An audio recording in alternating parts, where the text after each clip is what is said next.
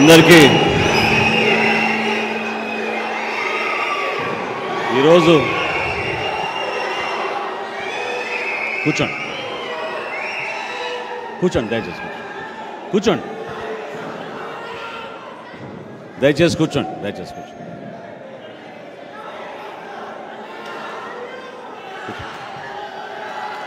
ఈరోజు జనసేన పార్టీ కేంద్ర కార్యాలయంలో ఒక అద్భుతమైన కార్యక్రమానికి వేల సంఖ్యలో హాజరైన ప్రతి ఒక్కరికి జనసేన పార్టీ అధ్యక్షులు పవన్ కళ్యాణ్ గారి తరఫున జనసేన పార్టీ తరఫున మిమ్మల్ని అందరినీ కూడా మనస్ఫూర్తిగా స్వాగతిస్తూ ఉన్నాం. పార్టీ అధ్యక్షులు పవన్ కళ్యాణ్ గారికి, అదేవిధంగా జనసేన పార్టీ ప్రధాన కార్యదర్శి పెద్దలు నాగబాబు గారికి, ఈరోజు జనసేన పార్టీలో చేరిన మన పార్లమెంట్ సభ్యులు బాలశౌరి గారికి, అదేవిధంగా వారి తనయుడు అనుదీప్ గారికి మనస్ఫూర్తిగా జనసేన పార్టీ నుంచి ఆహ్వానిస్తున్నాం. ఈ కార్యక్రమం ఈరోజు ఇంత అద్భుతంగా జరుగుతుందంటే దీని వెనక ఒక ప్రయాణం, ఒక ఆలోచన, జనసేన పార్టీ విధానం. పార్టీ నిర్మాణంలో భాగంగా మొట్టమొదటిసారి బాలశౌరి గారు మన పార్టీ అధ్యక్షులు పవన్ కళ్యాణ్ గారిని కలిసినప్పుడు ఏ విధంగా ఒక పార్లమెంట్ సభ్యుడు మన రాష్ట్రానికి ఉపయోగపడాలి, ఏ విధంగా మనం మన ప్రాంతానికి అనేక ప్రాజెక్టులు తీసుకురావాలి, ఏ విధంగా విభజన తర్వాత ఈ రోజుకి కూడా ఆస్తుల పంపకంలో మన రాష్ట్రానికి సరైన రీతిలో సక్రమంగా ఈ కార్యక్రమం జరగడం లేదు, కేంద్ర ప్రభుత్వం నుంచి మనకి రావాల్సిన నిధులు, పార్లమెంట్లో మనం లేవనెత్తాల్సిన అంశాలు ప్రశ్నల రూపంలో కానివ్వండి, డిబేట్స్ రూపంలో కానివ్వండి, రేపటి రోజున కేంద్ర ప్రభుత్వంతో ఒక సఖ్యతతోటి మన రాష్ట్రానికి మేలు జరగాలి, మనం నిధులు తీసుకురావాలి, పెట్టుబడులు తీసుకురావాలి, ఉపాధి కల్పించాలని ఆ రోజు పవన్ కళ్యాణ్ గారు బాలశౌరి గారితో మాట్లాడినప్పుడు ఒకటే మాట చెప్పారు. మీరు పార్టీలో చేరుతున్న సందర్భంగా ఒకే ఒక నిర్ణయం తీసుకోండి.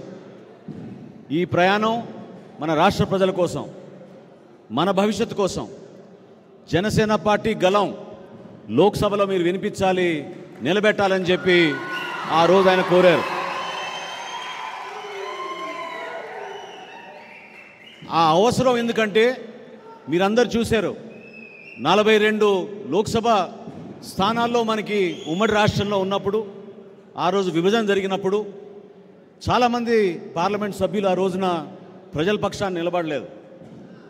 వాళ్ళ వ్యాపారాలు, వాళ్ళ స్వార్థాలు, కొన్ని సందర్భాల్లో తెలియకనో తెలుసో చాలా పొరపాట్లు జరిగిపోయినాయి ఆ రోజు విభజన చట్టంలో.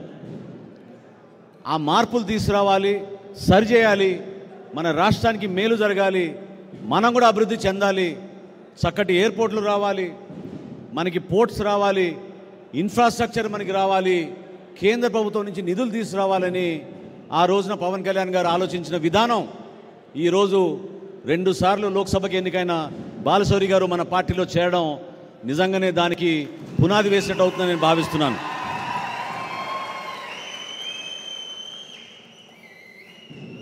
కేంద్ర ప్రభుత్వంతో ఎందుకు పవన్ కళ్యాణ్ గారు సఖ్యతతో ఉంటారు, చాలా క్లియర్ దాని గురించి. అక్కడ ఉన్న పెద్దల్ని మనం సహజంగా మనం కోరుకునేది ఏంటంటే, మీరు ఒక ఆలోచనతో మా రాష్ట్ర ప్రజలు నష్టపోయిన సందర్భంగా పెద్ద మనసుతో మీరు మాకు కొన్ని ప్రాజెక్ట్స్ ఇవ్వండి, కొన్ని నిధులు ఇవ్వండి, ఇక్కడ అన్యాయం జరిగే విధంగా పరిపాలన జరుగుతున్నప్పుడు దాన్ని సమర్థవంతంగా మీరు ఒక మార్పు తీసుకొచ్చేటట్టు మీరు నాయకత్వం వహించమని ప్రధాని నరేంద్ర మోడీ గారిని అనేక సందర్భాల్లో పవన్ కళ్యాణ్ గారు చెప్పారు. కోరింది ప్రజల కోసం, నిలబడింది మన రాష్ట్రం కోసం. మన హక్కులు ఏవైతే ఉన్నాయో మనం ఒక ఆంధ్రప్రదేశ్ రాష్ట్రంగా ఈ రోజున ఆ హక్కుల మేరకు మన ప్రాంతాన్ని అభివృద్ధి చేసుకోవడానికి బలమైన నాయకత్వం మనకు అవసరం. పార్లమెంట్లో ప్రతి ఒక్క తెలుగోడు గర్వపడే విధంగా మన పార్లమెంట్ సభ్యులు నిలబడాలి. దానికోసం మనం జాగ్రత్తగా ఒక మంచి టీం ఏర్పాటు చేసుకుందామని పవన్ కళ్యాణ్ గారు తీసుకున్న నిర్ణయం ఆ రోజు నుంచి కూడా ఒక్కొక్క ఆలోచన ముందుకేసుకుంటూ వెళ్తుంటే ఈ రోజున మనం ఎన్నికలకు సిద్ధమవుతున్నాం. బాలశౌరి గారి గురించి మీ అందరికీ తెలుసు. మొట్టమొదటిసారి నేను ఆయన్ని 2003లో కలిశాను. 2004లో ఆ రోజున తెనాలి నియోజకవర్గం లోక్సభ కూడా ఉండేది. తెనాలి లోక్సభ నుంచి ఎన్నికైన తర్వాత నేను అక్కడ శాసనసభ్యుడిగా ఆ ప్రాంత అభివృద్ధి కోసం కలిసి పనిచేద్దామని మేము కూడా ఒక ప్రణాళిక సిద్ధం చేసుకుని ఒక ప్రయత్నం చేశాం. కొన్ని కారణాల వలన చేయలేకపోయాం. కానీ ఆయన మరొకసారి 2019లో ఎన్నికైన తర్వాత మచిలీపట్నం లోక్సభకి ఆయన చేస్తున్న అనేక అభివృద్ధి కార్యక్రమాలు ప్రజల దగ్గరికి ఆయన తీసుకెళ్లిన విధానం ఖచ్చితంగా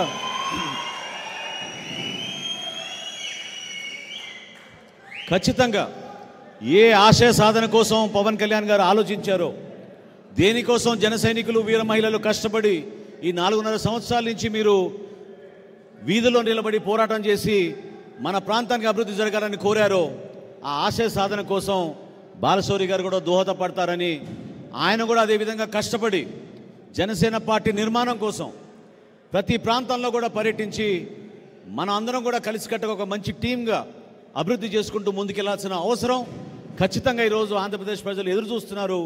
దానికోసం ఈరోజు మనం నిర్ణయం తీసుకుని ముందుకు వచ్చాం. మీరందరూ కూడా సహకరించండి.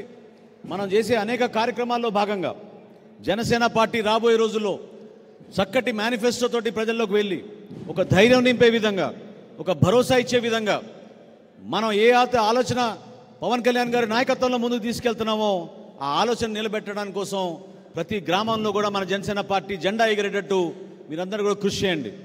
బాలశౌరి గారిని మనస్ఫూర్తిగా నేను స్వాగతిస్తూ రాబోయే రోజుల్లో మీరు అనేకమైన సేవలు మన రాష్ట్ర ప్రజలకు అందించాలి. జనసేన పార్టీ ప్రతినిధిగా, జనసేన పార్టీలో క్రియాశీలకమైన సభ్యుడిగా, ఒక పార్లమెంట్ సభ్యుడిగా మన రాష్ట్రానికి మీరు మరింత పెట్టుబడులు వచ్చేటట్టు, మన రాష్ట్రానికి మరింత మన యువతకు ఉపాధి కలిపే విధంగా, మన అందరం గర్వపడే విధంగా జనసేన పార్టీ నుంచి మన లోక్సభ సభ్యుడు ఈ విధంగా పనిచేస్తున్నాడు మన రాష్ట్రం కోసం అని ఆయన ఒక మంచి ఆలోచనతోటి ముందుకెళ్లాలని మనస్ఫూర్తిగా నేను కోరుకుంటూ, ఈ రోజున అద్భుతంగా మీరందరూ సహకరించారు. ఒక మంచి కార్యక్రమం చేసుకోగలిగాం.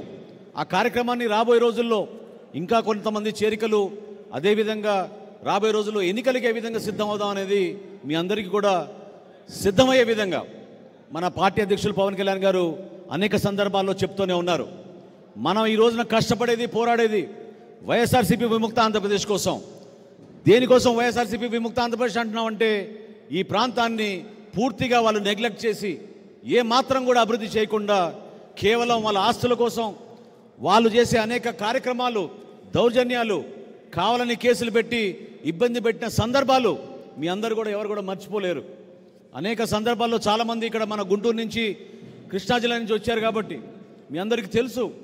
పెడనలో ఈ విధంగా మన కార్యకర్తలు ఇబ్బంది పెట్టారు. నిన్న రాత్రి నాకు వచ్చిన సమాచారం, జనసేన పార్టీ దిమ్మని, మన జెండా దిమ్మని కూడా నిన్న మచిలీపట్నంలో నిన్న రాత్రి కూలదీశారు. కాబట్టి ఈ దౌర్జన్యాలు ఎదుర్కోవాలంటే మనందరం కలిసికట్టుగా ఉండాలి, నిలబడాలి.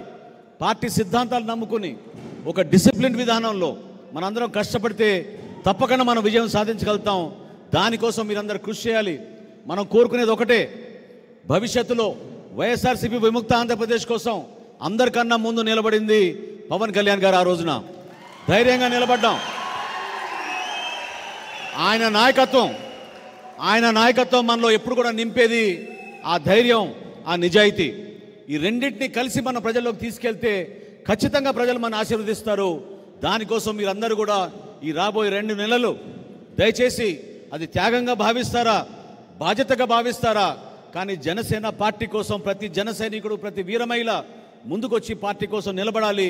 మన పార్టీ అధ్యక్షులు గారిని బలపరచమని కోరుతూ ఇప్పుడు మన బాలశౌరి గారిని మాట్లాడమని కోరుతున్నాను.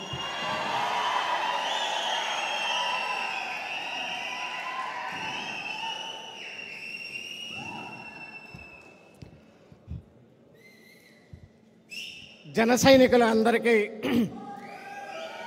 మొట్టమొదటిగా నా హృదయపూర్వక నమస్కారం. ప్రస్తుతం నా పరిస్థితి ఎలా ఉందంటే, వేలాది మంది జన సైనికుల మధ్యలో నుంచి లోపలికి రావాలంటే మనందరికీ తెలుసు, పెద్ద సినిమా హిట్ అయిందనుకోండి,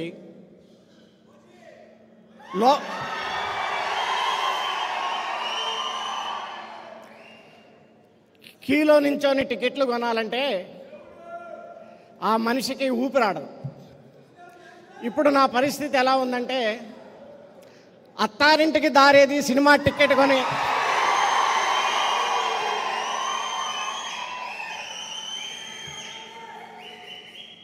సినిమా హాల్లోకి ఎంటర్ అయితే మామూలుగా ఎంత కష్టపడాల్సి వచ్చిందో ఇంకా నాకు ఊపిరాట్లేదు. నేను సరిగా చెప్పగలుగుతానో లేదో ఈ టైంలో కూడా నాకే అర్థం కావట్లేదు.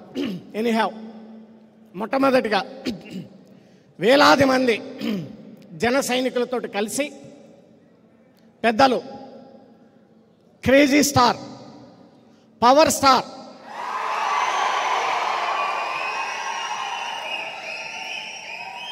అటు సినిమా రంగంలో క్రేజీ స్టారే, ఇటు ప్రజా సేవ చేయటంలో కూడా క్రేజీ స్టారే పవన్ కళ్యాణ్ గారి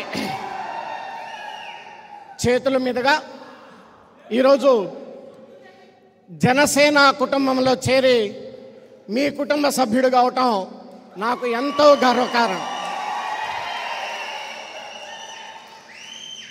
ఈరోజు రాష్ట్రంలో ఉన్నటువంటి పరిస్థితులు మీ అందరికీ తెలుసు. అభివృద్ధి అనేది ఎక్కడా మనకు కనిపించట్లేదు. నేను 2004లో దివంగత ముఖ్యమంత్రి డాక్టర్ వైఎస్ రాజశేఖర రెడ్డి గారి యొక్క ఆశీస్సులతోటి తెనాలి పార్లమెంటు సభ్యుడిగా నేను, తెనాలి అసెంబ్లీ నాదెండ్ల మనోహర్ గారు మీ ఇద్దరం కలిసి ఎమ్మెల్యేగా ఎంపీగా పనిచేశాం. ఆ 5 సంవత్సరాలు మాకు నిజంగా ఎంతో తృప్తినిచ్చింది. నాకు ఎస్పెషల్గా మనోహర్ గారు కూడా అదే చెప్పారు. ఆ రోజు మన మంగళగిరికి, తెనాలికి, ఈ కృష్ణా డెల్టాకి అవసరమైనటువంటి పులిచింతల ప్రాజెక్ట్ని కంప్లీట్ చేసుకోగలిగాం. తెనాలికి బ్రహ్మాండంగా డ్రింకింగ్ వాటర్ తేగలిగాం. ఎన్నో అభివృద్ధి కార్యక్రమాలు చేసామనేటువంటి తృప్తి ఉంది. మరి ఈరోజు మన జిల్లాలకి, కృష్ణా డెల్టాని కానీ, అటు త్రాగునీరు కానీ, సాగునీరుకు కానీ పులిచింతల ప్రాజెక్టు గురించి గత 5 సంవత్సరాల నుంచి మీ అందరికీ తెలుసు. ఒక్క అడుగు కూడా ముందుకేయలేదు. మొన్న పవర్ స్టార్ పవన్ కళ్యాణ్ గారిని కలిసి నేను కొన్ని విషయాలు చర్చిస్తున్నప్పుడు వారు పోలవరం ప్రాజెక్టు గురించి, ఇది మన రాష్ట్రానికి అన్నపూర్ణ లాంటి ప్రాజెక్టు, కృష్ణానది, కృష్ణా అనేది ఎప్పుడూ మనకి ఇష్యూడ్ వాటర్ కాదు, గోదావరి నుంచి పర్ఫెక్ట్గా నీరు వస్తేనే ఈ ఆంధ్ర రాష్ట్రంలో దాదాపు సగభావం సేవ్ అవుతుంది, దీన్ని మనం కంప్లీట్ చేసుకోవాలని చెప్పేసి వారు పూర్తిగా నాకు ఒక 5 నిమిషాలు ఎక్స్ప్లెయిన్ చేశారు.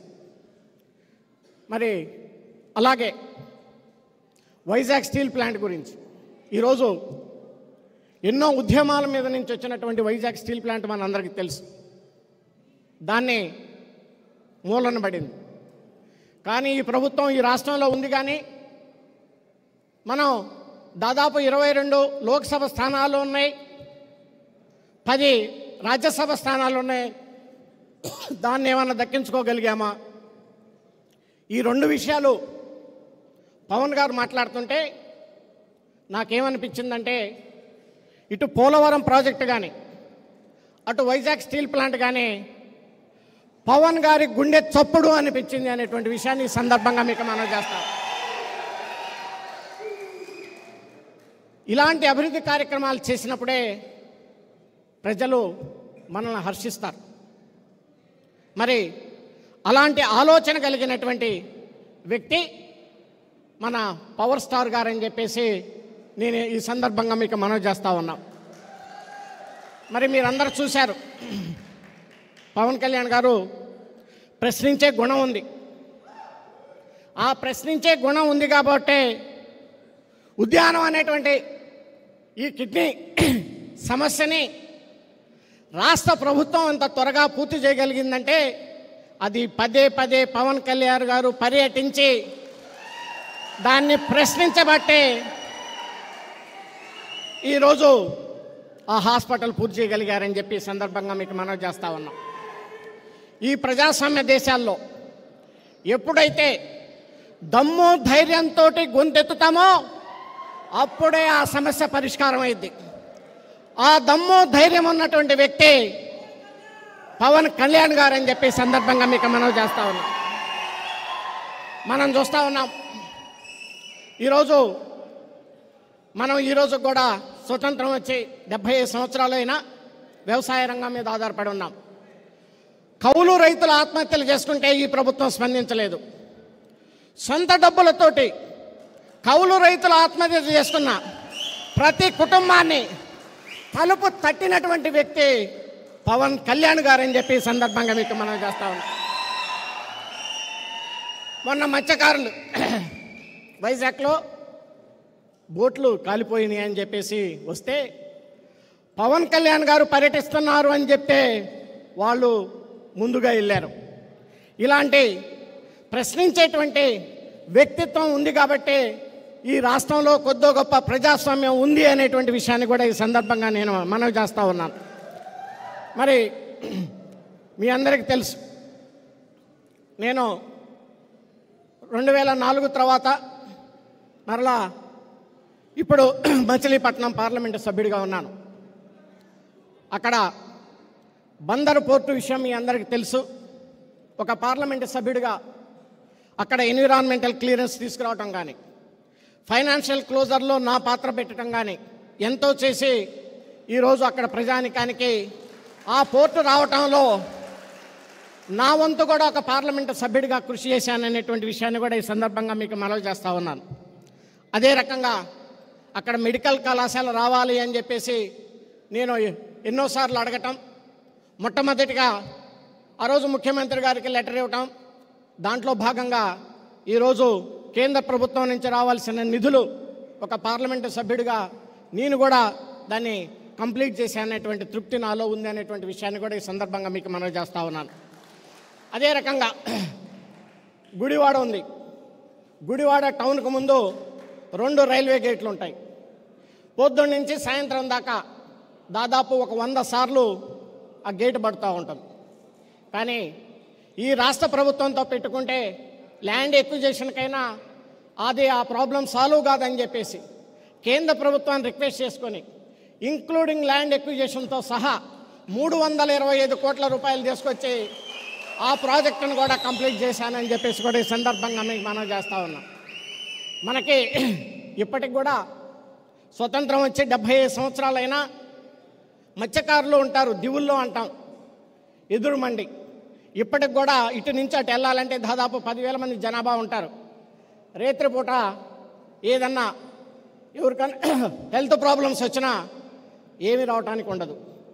మరి నాబార్డు నిధులతోటి 140 కోట్ల రూపాయలు తీసుకొచ్చి ఆ ఎదురుమండి బ్రిడ్జిను కూడా త్వరలో ప్రారంభించాలని చెప్పేసి చేస్తే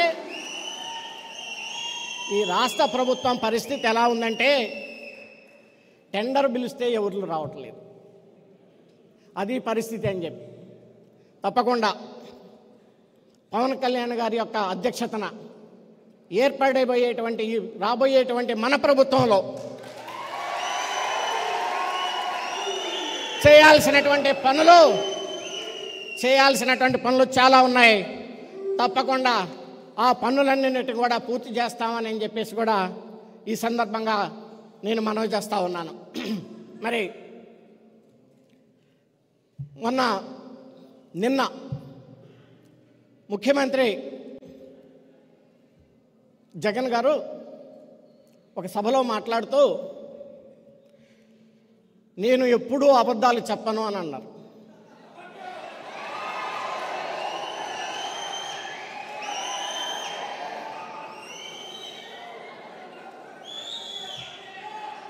ఏమన్నారు? నేను ఎప్పుడూ అబద్ధాలు చెప్పను అన్నారు. అది పెద్ద అబద్ధం.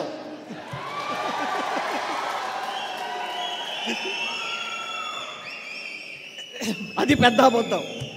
అయ్యా జగన్ సార్, నేను అడుగుతా ఉన్నాం, ఈ ప్రాంతం అంతా రాజధాని, ఆంధ్ర క్యాపిటల్. మీరు ప్రతిపక్ష లీడర్గా ఉన్నప్పుడు అసెంబ్లీలో మీరు ఎక్కడైనా రాజధాని పెట్టండి, నా సంపూర్ణ మద్దతు ఇస్తాను, బ్రహ్మాండంగా మీరు రాజధాని కట్టండి అని చెప్పింది మీరు కదా.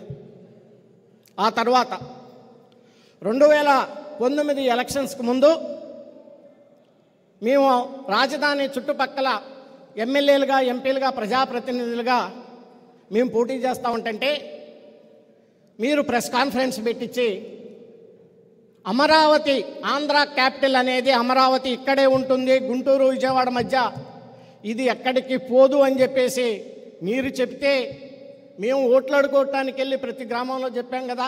అది మీరు చెప్పిన మాటే కదా. దీన్ని అబద్ధం అంటామా సార్, నిజం అంటారా చెప్పమని చెప్పేసి నేను జగన్ గారిని అడుగుతా ఉన్నాను.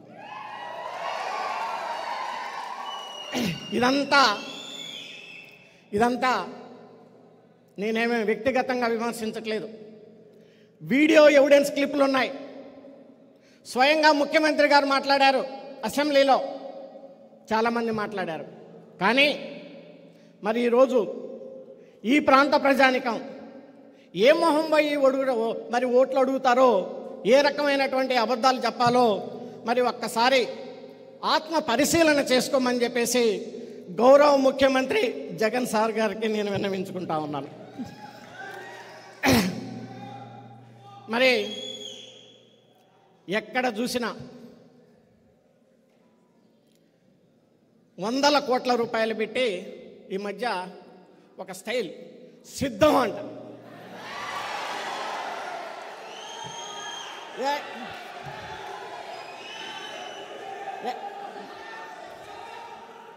ఎక్కడన్నా చూడు రాష్ట్రంలో. నేను గుంటూరు నుంచి ఇక్కడికి వచ్చేలోపు దాదాపు ఒక 500 హోర్డింగ్స్ చూసా, సిద్ధం.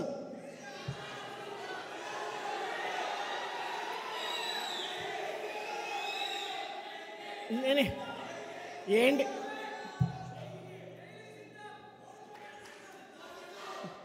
దేనికి సిద్ధం? పారిపోవటానికి సిద్ధమా అని చెప్పేసి నేను అడుగుతా ఉన్నా. కానీ ఇక్కడ ఉంది జన సైన్యం, వేటాడతారు అని చెప్పి ఈ సందర్భంగా నేను మనవి చేస్తా ఉన్నాను. ఆ లక్షణం పవన్ కళ్యాణ్ గారి దగ్గర నుంచి జన సైనికులు నేర్చుకున్నారు. అన్యాయాన్ని, అక్రమాన్ని సహించరు. సింహం ఏ రకంగా అయితే గర్జిస్తుందో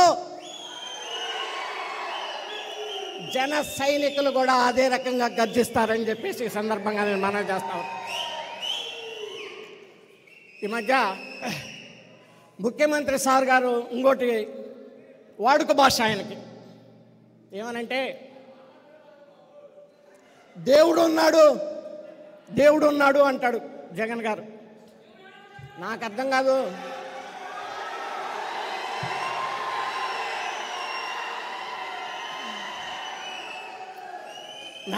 నాకు అర్థం కాని విషయం ఏంటంటే, దేవుడు మీకున్నాడు, మాకు ఉన్నాడు.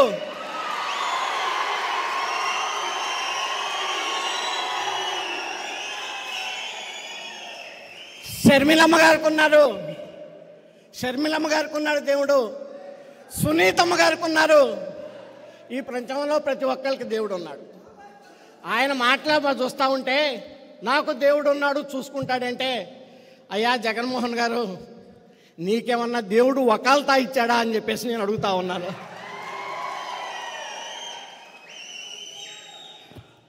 మరి రాష్ట్ర పరిస్థితులు మీ అందరికీ తెలుసు. చాలా టైం ఉన్నాయి, ఇంకా పెద్ద పెద్ద విషయాలు చాలా ఉన్నాయి.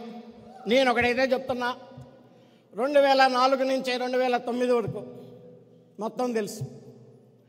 2019 నుంచి 24 వరకు నాకు తెలియని విషయాలు ఏమీ లేవు. నేను ఒక డిసిప్లిన్ కలిగినటువంటి పొలిటీషియన్. సేమ్ టైం ఈ విషయం నేను పత్రికల ద్వారా, ప్రజానికానికి అందరికి కూడా తెలియజేస్తూ ఉన్నాను. అదేవిధంగా మన అందరికీ పెద్దన్నయ్య మెగాస్టార్ చిరంజీవి.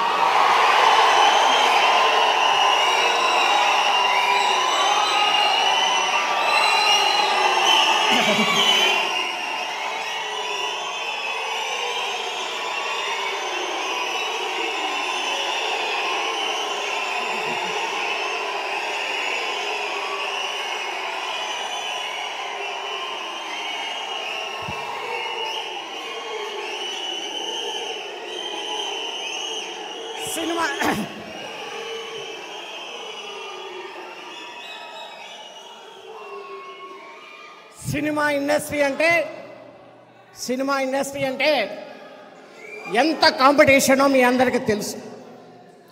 ఒక సాధారణ కుటుంబంలో పుట్టి అంచెలంచెలుగా వెదుగుతూ అనేకమైనటువంటి బిరుదులు తీసుకొని ఒక చివరిగా మిగిలింది ఏంటంటే ఒక్క భారత రత్న తప్ప అన్ని స్టెప్పులు ఎక్కినటువంటి వ్యక్తి మన అందరి పెద్దన్నయ్య చిరంజీవి గారి అని చెప్పేసి ఈ సందర్భంగా మనం చేసుకుంటాం. పద్మవిభూషణ్ మనందరికీ ఎంతో గర్వకారణం. నాకు అత్యంత ఆప్తులు, నా శ్రేయస్సు కోరుకునేటువంటి వ్యక్తులు పవన్ కళ్యాణ్ గారు లాగా, నాగబాబు గారు లాగా నా శ్రేయస్సు కోరుకునేటువంటి వ్యక్తులు పెద్దన్నయ్య చిరంజీవి గారని. ఆయన ఒక అజాత శత్రువు అంటే ఉదాహరణ మెగాస్టార్ చిరంజీవి గారు అని చెప్పి సందర్భంగా మీకు మనం చేస్తాం. సో అలాంటి కుటుంబంలో ఈరోజు నేను కూడా మీకు ఒక తమ్ముళ్ళలాగా జాయిన్ కావటం నాకు చాలా ఆనందంగా ఉందని చెప్పి తెలియజేస్తాను.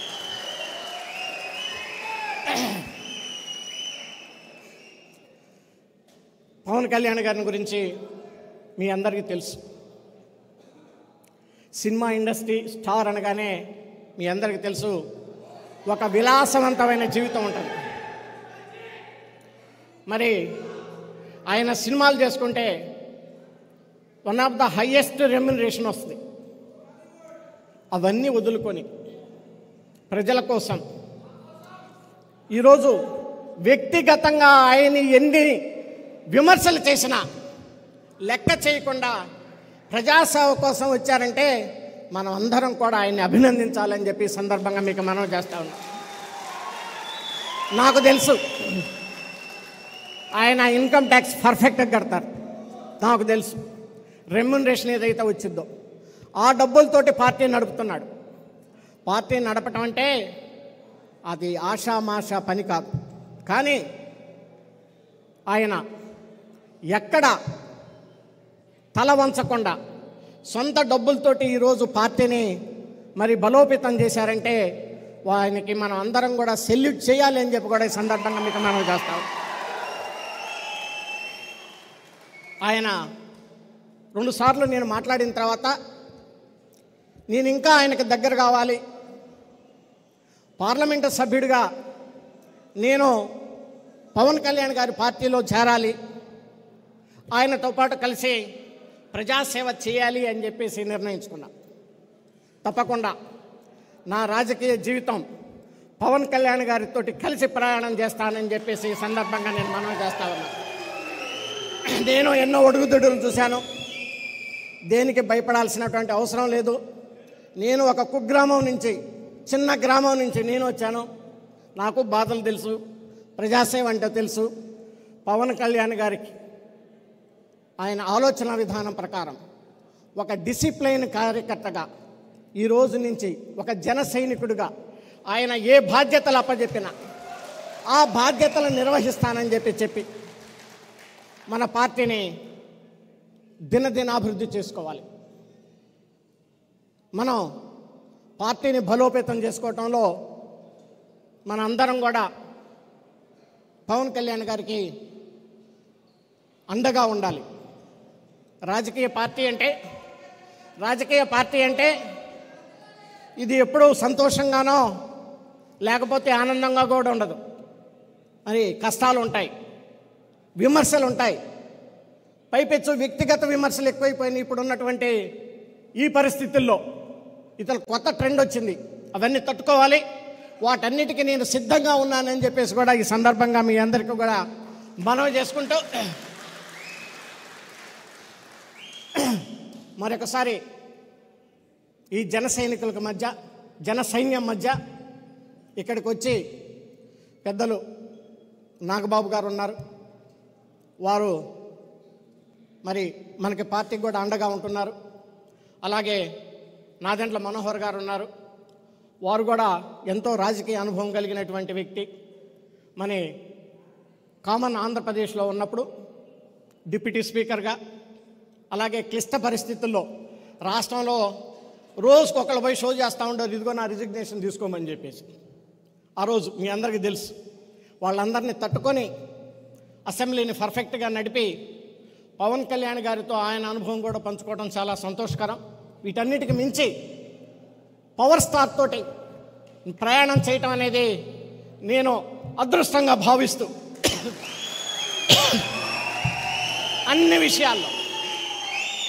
విషయాల్లో ఒక డిసిప్లైన్ కలిగినటువంటి కార్యకర్తగా నేను పనిచేస్తానని చెప్పేసి పవన్ గారికి మాట ఇస్తూ, మరి ఈ అవకాశం ఇచ్చినటువంటి బయట వేలాది మంది జన సైనికులు ఉన్నారు, మీరందరూ చూశారు. వాళ్ళందరికీ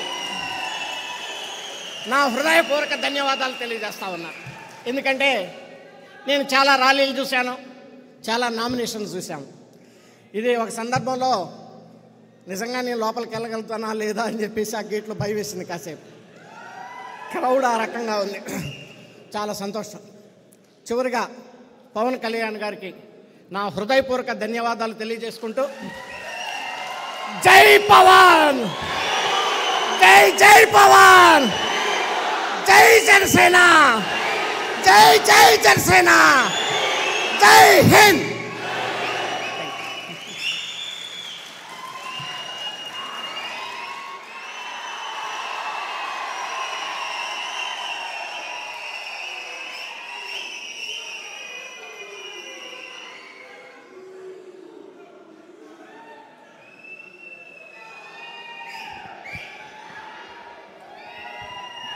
బాలశౌరి గారికి ప్రత్యేకంగా అభినందనలు, ధన్యవాదాలు. ఎందుకంటే ఒక అనుభవం కలిగిన వ్యక్తి రాజకీయ ప్రస్థానంలో, ప్రత్యేకంగా పార్లమెంట్లో యాక్టివ్గా ఉంటే ఒక పార్లమెంట్ సభ్యుడు ఏ విధంగా మన రాష్ట్రానికి ఉపయోగపడగలుగుతారో మీ అందరికీ ఒక ఎగ్జాంపుల్గా బాలశౌరి గారు ఆయన పడుతున్న కష్టాన్ని, ప్రత్యేకంగా మచిలీపట్నం పార్లమెంట్లో ఆయన తీసుకొచ్చిన నిధులు, రీసెంట్గా మత్స్యకారుల కోసం ఒక 6 కోట్ల రూపాయలు బోట్లు వాళ్ళకి కొత్తగా తీసుకొచ్చి వాళ్ళకి ఉపాధి కల్పించే విధంగా చేసిన ప్రయత్నం, నాకు తెలిసి అనేక మందికి బ్యాంకుల ద్వారా చిన్న చిన్న రుణాలు ఇప్పించి వాళ్ళ కాళ్ళపైన వాళ్ళు నిలబడి కష్టపడి ముందుకెళ్ళేటట్టు ఆయన చేసిన ప్రయత్నాన్ని మనం అందరం కూడా అభినందించాలి. ఖచ్చితంగా రాబోయే రోజుల్లో ప్రతి జన సైనికుడు ఒక డిసిప్లిన్ విధానంలో మన పార్టీ నిర్మాణం చేసుకుని తప్పకుండా విజయం సాధించే విధంగా మనం అందరం కష్టపడదాం. అందులో బాలశౌరి గారు కూడా ఈరోజు నుంచి మనతో పాటు ప్రయాణం చేస్తున్నందుకు మనస్ఫూర్తిగా మరొకసారి అభినందించి, ఇప్పుడు మన పార్టీ అధ్యక్షులు పవన్ కళ్యాణ్ గారిని మాట్లాడమని కోరుతున్నాను.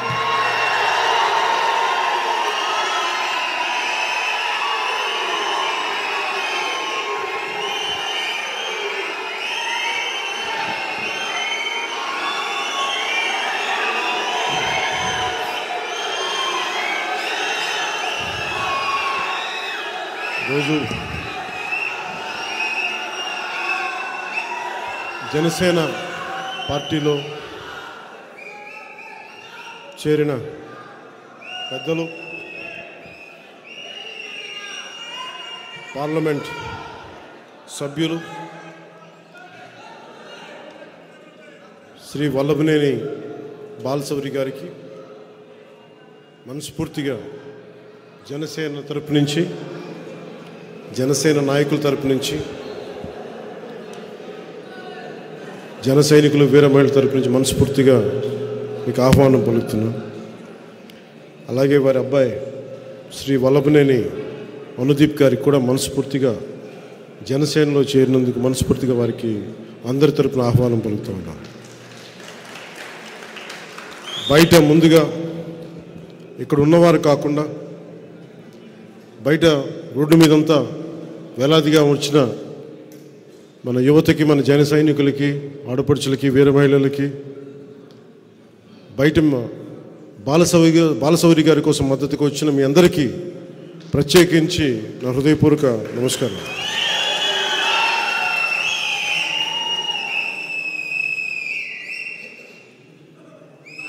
అలాగే మా గుంటూరు, విజయవాడ నుంచి వచ్చిన నా సన్నిహితులు, మా నాయకులు, ఇక్కడికి వచ్చిన జన సైనికులకి, మా గాదే వెంకటేశ్వరరావు గారికి, శ్రీనివాస్ యాదవ్ గారికి, మా విజయవాడ నాయకులు అమిశెట్టి వాసు గారికి, మండల రాజేష్ గారికి కూడా ప్రత్యేకించి హృదయపూర్వక నమస్కారాలు. ఇక్కడ ఆసీనులైన ఆడపడుచులకి, మహిళలకి, అక్క చెల్లెలకి, ప్రతి ఒక్కరికి నా హృదయపూర్వక నమస్కారం. మంచితనానికి మారు పేరు, నిజాయితీకి నిలువెత్తు పేరైన జగన్మోహన్ రెడ్డి గారి ఆధ్వర్యంలో నడుస్తున్న రాష్ట్ర ప్రభుత్వం వారి బాధనే వర్ణనాతీతం. చాలా బాధపడుతూ ఉన్నారు ఆయన అందరూ ఇబ్బంది పెట్టేస్తున్నట్టు. ఆయన ఒక అర్జునుడిలాగా, మేమందరం కౌరవుల్లాగా,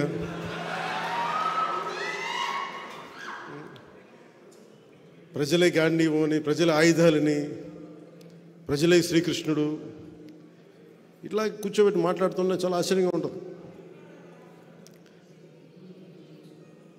ఏ రోజున కూడా నేను జగన్ గారిని, అర్జునుడు ద్రౌపదిని కౌరవులు నిండు సభలో అవమానం చేశారు. నిండు సభలో కౌరవులు. అర్జునుడు తనకి ఆడపడుచులను ఎప్పుడు రక్షించాడు కానీ ఎప్పుడు తోలనాడలేదు. జగన్ అర్జునుడిగా పోల్చుకోవడం చాలా హాస్యాస్పదంగా ఉంటుంది. సొంత చెల్లెల్ని, షర్మిల గారిని అత్యంత నీచంగా మాట్లాడుతూ ఉంటే ఎంకరేజ్ చేసే వ్యక్తి అతను అర్జునుడితో పోల్చుకుంటున్నాడు.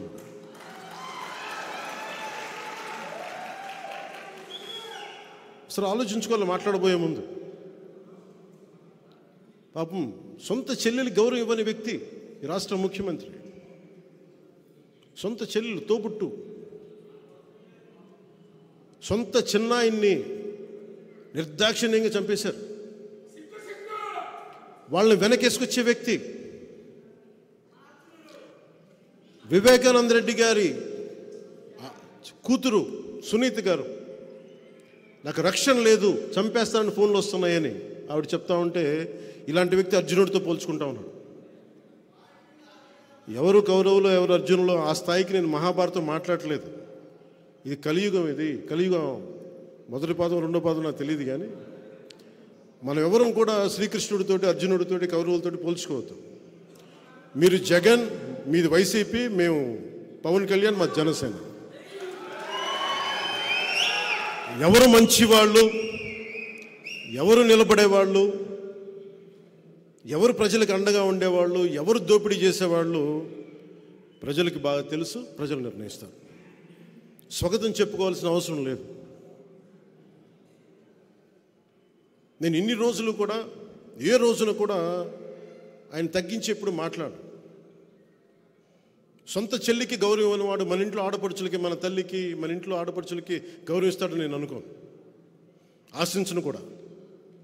ఇందాక పెద్దలు బాలశౌరి గారు చెప్తూ ఇంత వ్యక్తిగతంగా దిగజారిపోయే తిట్లు ఇన్ని ప్రభుత్వాలు వచ్చినాయి. మాటకి మాట ఉంటుంది, విమర్శకు ప్రతి విమర్శ ఉంటుంది. ఇంత దిగజారి చేసిన రాజకీయం దాదాపు భారతదేశంలో ఎక్కడా లేదేమో.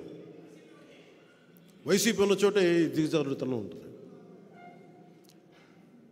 ఇది మారి నన్ను ఎన్నిసార్లు తిట్టినా, వ్యక్తిగతంగా ఎన్ని రకాలుగా మాట్లాడినా ఎందుకు బాధ్యతతో ఉంటానంటే వచ్చే తరానికి ఎంతో కొంత విలువలతో కూడిన రాజకీయం చూపించడానికి.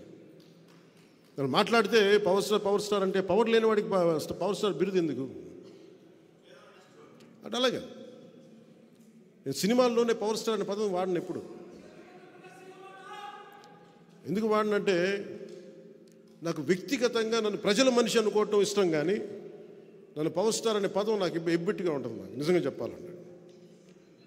ఎందుకు ఎప్పుడు కూడా నేను నా నిర్దేశకత్వంలో ఉన్న సినిమాలు, నా కంట్రోల్లో ఉన్న సినిమాలకు ఎప్పుడు కూడా నేను పవన్ కళ్యాణ్ ఒక సింపుల్గా ఎనీ అదర్ హీరోలాగా యాక్టర్లాగా పేరు ఉంటుంది తప్ప ఆ టైటిల్ కూడా పెట్టుకోవడం నాకు ఇష్టం ఉండదు. ఇది ఎందుకు చెప్తున్నానంటే నేను ప్రజల మనిషిగా ఉండటానికి ఇష్టపడతాను తప్ప ముందున్న బిరుదులకి నేను పెద్ద ఇష్టపడను. మీరు గుండెల్లో ఈ నేల కోసం, మన భారతదేశం కోసం ఈ వ్యక్తికి కష్టపడి పనిచేస్తాడని మీ గుండెల్లో అనుకుంటే చాలు. అదే పెద్ద నాకు బిరుదు. అదొక్క మాట చాలు నాకు. అందుకే నా విన్నపం కూడా ప్రజల కోసం పనిచేసే ఒక కూలీ అనుకోండి. నేను పవర్ స్టార్ కంటే కూడా ప్రజల కోసం పనిచేసే కూలీ అంటే నేను ఎక్కువ సంతోషిస్తాను. అలాగే నాకు భయాలు లేవు. నాకు నేను తప్పు చేస్తేనే భయపడతాను. నాకు ఆశలు లేవు, పదవుల మీద అత్యాశలు లేవు. ప్రజలకి నిలబడాలన్న ఒక ఆకాంక్ష తప్ప ఏ రోజు కూడా అడ్డగోలుగా పిచ్చి పిచ్చిగా మాట్లాడి అడ్డదారులతోకి అధికారం సంపాదించాలి అని నేను ఎప్పుడు అనుకోను. అలాంటి ప్రయాణంలో ఉండగా ఒక అనుభవజ్ఞుడు,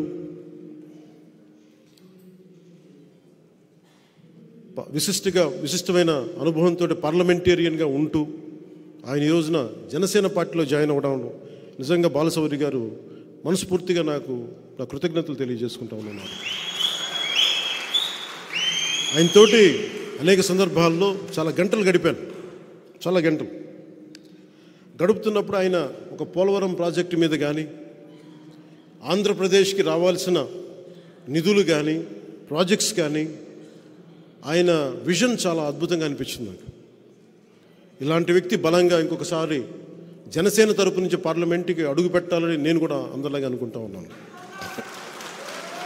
వారికి మనందరం సంపూర్ణమైన మద్దతు ఇచ్చేలాగా అందరం ముందడుగు వేస్తాం. జగన్ గారు మాట్లాడితే సిద్ధం అని చెప్తా ఉన్నారు ఆయన. ఇది నేను మొన్న రెండు సందర్భాలు చెప్పి ముగిస్తాను. ఒకటి సిద్ధం అని చెప్పి ఊరంతా, రాష్ట్రం అంతా పోస్టర్లు.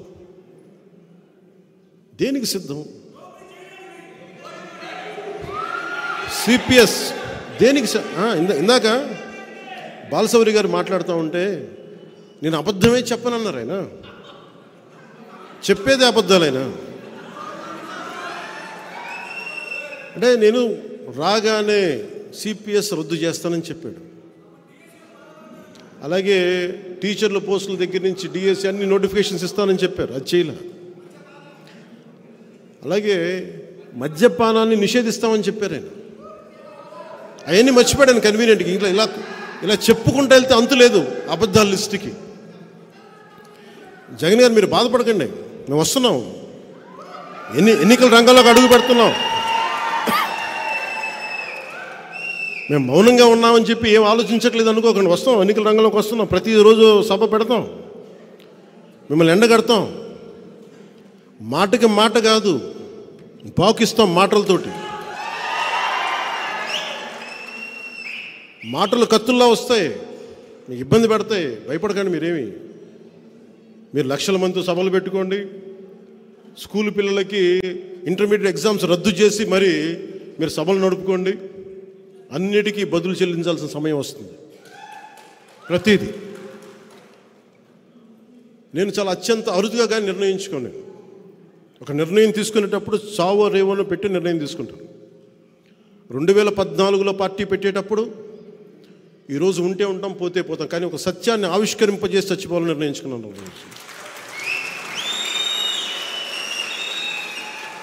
అలాగే పార్టీ పెట్టాను, అలాగే పార్టీని నడుపుతున్నాను. పార్టీకి నిధులు కాదు కావాల్సింది, పార్టీకి కావాల్సింది మనందరినీ కలిపే ఒక భావం. మనందరం పూసలం, మనందరం ఆ భావంతో కట్టబడ్డ పూసలం మనందరం. భావం పోయినప్పుడు పూసలు ఎగిరిపోతాయి. ఎంత బలమైన దండ అవ్వాలంటే జనసేన అది తెంపలేనిది అవ్వాలి. సో భావమే మనం కట్టుబడి, అందుకనే మనకి 7 సూత్రాల దారంతో మనందరం కట్టుబడి ఉన్నాం ఈ రోజున. అదే 7 సూత్రాల ఈ దండకి ఇంకొక మణిహారమైన బాలసౌరి గారు వచ్చారు. ఇంకో మాణిక్యం. మేమందరం కలిసి ఈ రాష్ట్ర ప్రయోజనాల కోసం పనిచేస్తాం, రాష్ట్ర భవిష్యత్తు కోసం పనిచేస్తాం. నేను ఎప్పుడు కూడా వచ్చే ఎన్నికల గురించి ఎప్పుడు వచ్చే తరాల కోసం ఆలోచిస్తాను. ఒక రాజకీయ నాయకుడు వచ్చే ఎన్నికల కోసం ఆలోచిస్తాడు, ఒక రాజనీతిజ్ఞుడు వచ్చే తరం కోసం ఆలోచిస్తాడు. ఎప్పుడో చిన్నప్పుడు చదువుకున్న పాఠం అది ప్రభావం అయ్యి ఎప్పుడు మాట్లాడితే ఒక తరం కోసం ఆలోచించే వాళ్ళని తప్ప ఒక ఎన్నికల కోసం ఆలోచించట్లా. మొట్టమొదటిసారిగా 2014 నుంచి 2019 వరకు ఎప్పుడు కూడా నేను తగ్గే మాట్లాడాను. ఇప్పుడు కూడా మీకు నేను తెలియజేసుకుంటుంది కూడా 2024 ఎన్నికల్లో మనం జనసేన తెలుగుదేశం ప్రభుత్వాన్ని స్థాపిస్తున్నాం. కష్టం, పోరాటం చేయాలి, విజయం తేలికేం కాదు. జగన్ ఎన్ని మోసాలు చేసినా, ఎన్ని మాయలు చేసినా వాటన్నిటిని అధిగమించి మనం ప్రభుత్వాన్ని స్థాపించాలి.